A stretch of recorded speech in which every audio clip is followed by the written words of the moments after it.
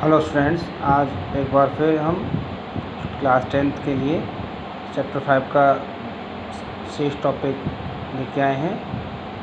Chapter same है, chemistry in everyday life. आज हम डिस्कस करेंगे यूजेस ऑफ ब्लीचिंग पाउडर के बारे में, जो पिछले वीडियो में रह गया था। तो ध्यान दीजिएगा, ब्लीचिंग पाउडर क्या होता है, किस काम आता है। तो हमें पता है इसके बारे में कि ये डीकलरिंग एजेंट है, मतलब कलर को हटाने के लिए इसका यूज़ हम टेक्सटाइल यानी कपड़े निर्माण कंपनी में यूज़ करते हैं। इसके अलावा इसको यूज़ पेपर को कलर करने से पहले, इसलिए पेपर इंडस्ट्री में इसका यूज़ किया जाता है। इसकी प्योरीफिकेशन ऑफ ड्रिंकिंग वाटर, जो पीने का पानी है उसको प्योरीफाई करने के लिए उसमें से हानिकारक जर्म्स और बैक्टीरिया होते हैं उनको मारने के काम ये आता है, इसलिए इसका यूज़ ऑक्सीडाइजिंग एजेंट के तौर पे हम करते हैं। एज केमिकल एजेंट, इसका यूज लेबोरेटरी में जो होती हैं, कॉमन लेबोरेटरी हमारी केमिस्ट्री लैब, उनमें भी इसको एक इम्पॉर्टेंट केमिकल एजेंट के तौर पे यूज़ किया जाता है। ठीक है, अब नेक्स्ट टॉपिक है इंपॉर्टेंट सॉल्ट्स में से पीओपी। इसका फुल फॉर्म होता है प्लास्टर ऑफ पेरिस। इसका फॉर्मूला होता है CaSO4 2 H2O। जैसे हम कह सकते हैं hemi hydrate of calcium sulphate.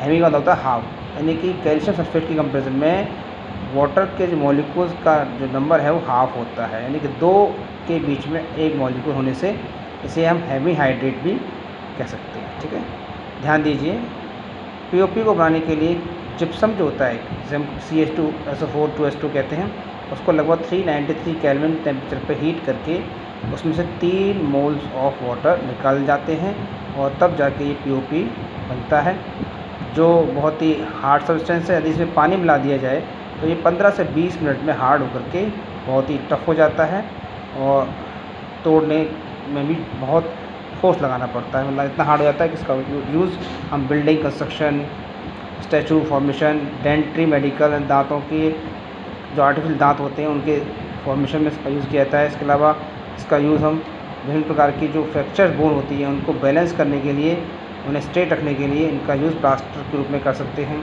इसके अलावा इसका यूज़ फायर प्रूफ, यानी कि जैसी ईंटें जो मतलब ज़्यादा हीट को या आग को भी सहन कर सकती हैं, उन्हें फायर प्रूफ ब्रिक्स कहते हैं, उनके बनाने में भी इसका यूज़ किया जाता है। इसलिए पीओपी जो ही इम्पोर्टेंट कंटेंट है और इसका यूज़ मोस्टली डेकोरेशन के पर्पज़ में ज़्यादा किया जाता है। ठीक है, नेक्स्ट टॉपिक है सोप एंड डिटर्जेंट्स। ठीक है, सब स्टूडेंट ध्यान देंगे कि सोप और डिटर्जेंट जो है वो क्लीनिंग एजेंट के रूप में आते हैं। क्लीनिंग एजेंट जो कपड़ों को, गंदे कपड़ों को साफ़ करने के लिए यूज़ किए जाते हैं। तो मैं 2 ही कंटेंट मेन है, एक सोप और डिटर्जेंट, दोनों ही इंपॉर्टेंट सॉल्ट्स की कैटेगरी में आते हैं।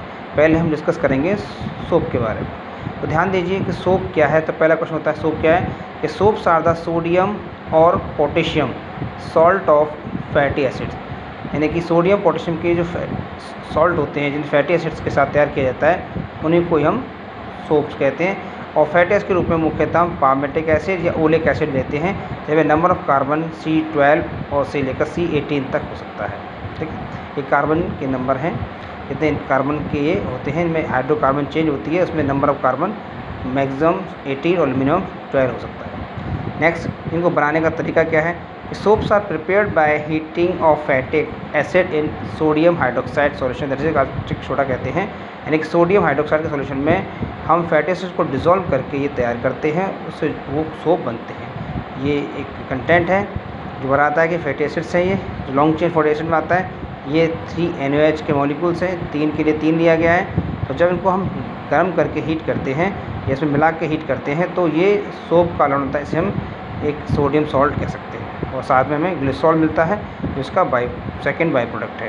तो जिस प्रोसेस से साबुन बनाया जाता है उसे हम सैपोनिफिकेशन कहते हैं। ठीक है, हेलो स्टूडेंट, नेक्स्ट ध्यान देंगे कि soaps are very soft in nature. Soap जो होते हैं बहुत ही सॉफ्ट होते हैं क्योंकि इनमें चिकनाई के लिए ग्लिसरॉल का यूज़ होता है।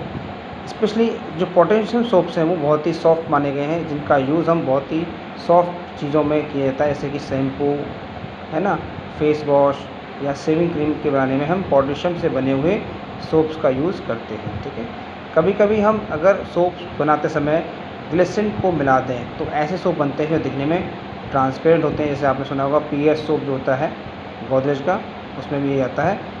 ये पीएस सोप इस बात का प्रूफ है कि वो ट्रांसपेरेंट है और इसको हमने यानी फैक्ट्री में ग्लिसरीन के साथ मिक्स करके बनाया जाता है। लेकिन एक इम्पॉर्टेंट इशू है कि सोप जो है वो हमेशा ठीक रिजल्ट नहीं देते। Soap does not give better results in hard water. अगर हम खारे पानी में या इसमें हैवी सॉल्ट्स होते हैं मैग्नीशियम और कैल्शियम के, उस पानी में जिसे भारी पानी कहा जाता है जो बहुत ही हार्ड मिनरल का होता है, उसमें हम कपड़ों को साफ़ नहीं कर पाते।